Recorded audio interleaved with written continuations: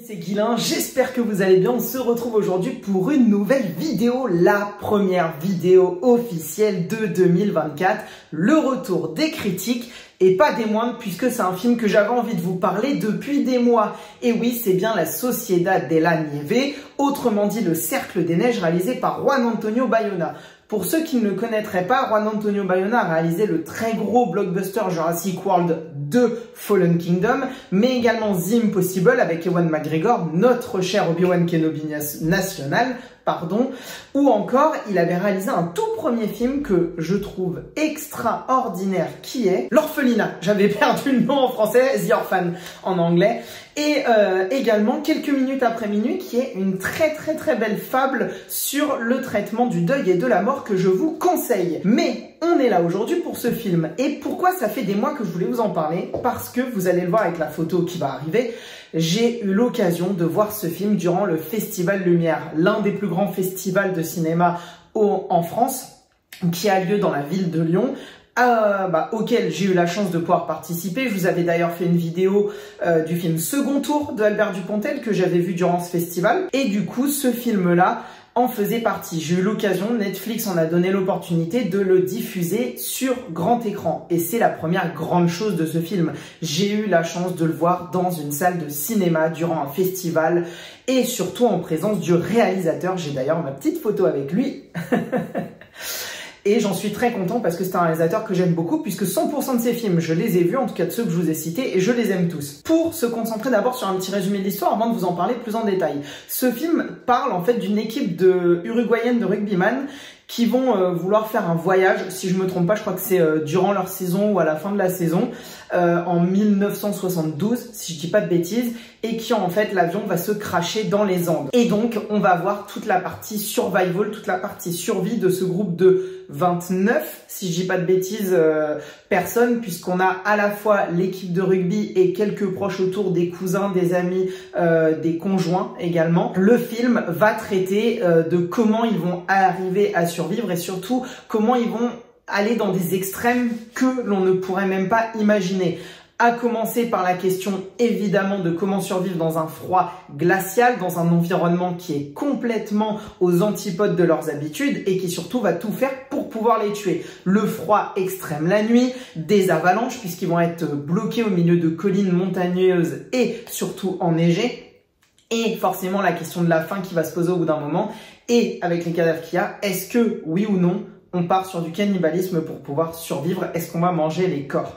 Et le film, en fait, là, je vais vous parler aussi en paraphrasant un petit peu son réalisateur, Juan Antonio Bayona, puisque en même temps que cette photo et de la diffusion de ce film, j'ai eu l'occasion, surtout, on a eu toute la salle l'occasion d'échanger avec lui. J'avais d'ailleurs posé ma petite question. Et en fait, le réalisateur nous expliquait que ce film, il y en a eu énormément d'autres, que ce soit des documentaires, des docu-fictions, des films, des séries et des œuvres littéraires pour parler de cet événement tragique.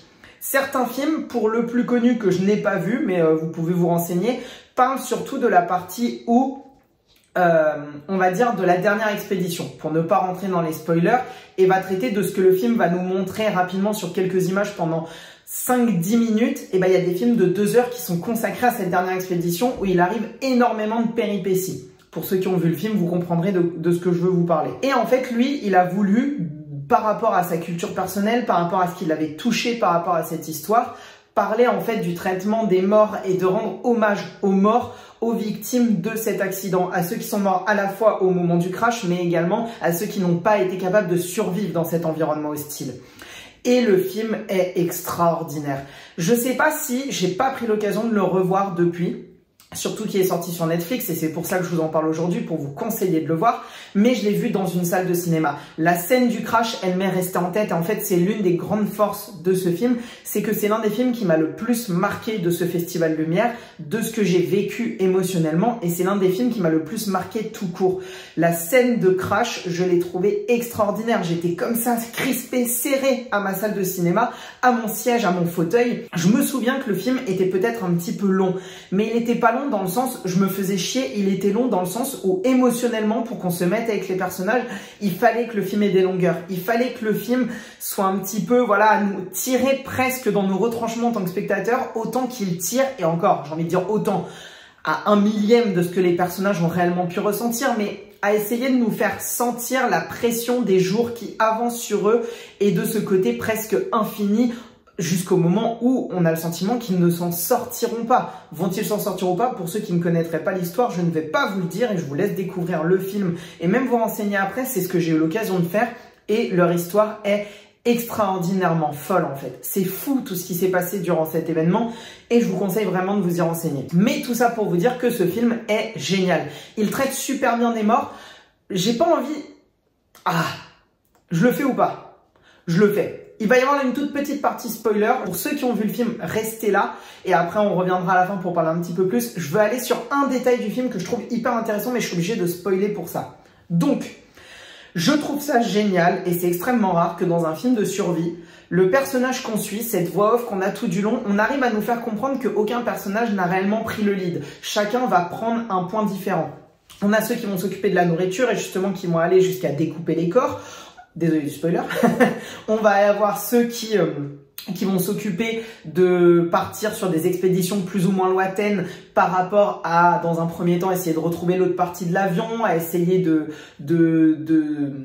trouver de l'information et surtout de dire où ils sont, de ceux qui vont essayer de tout simplement aider dans la survie en général. Et en fait, on n'a pas un personnage qui en ressort, mais on en a juste un légèrement au-dessus, non pas forcément par sa force, par sa puissance ou quoi que ce soit, mais parce qu'il est le narrateur du film.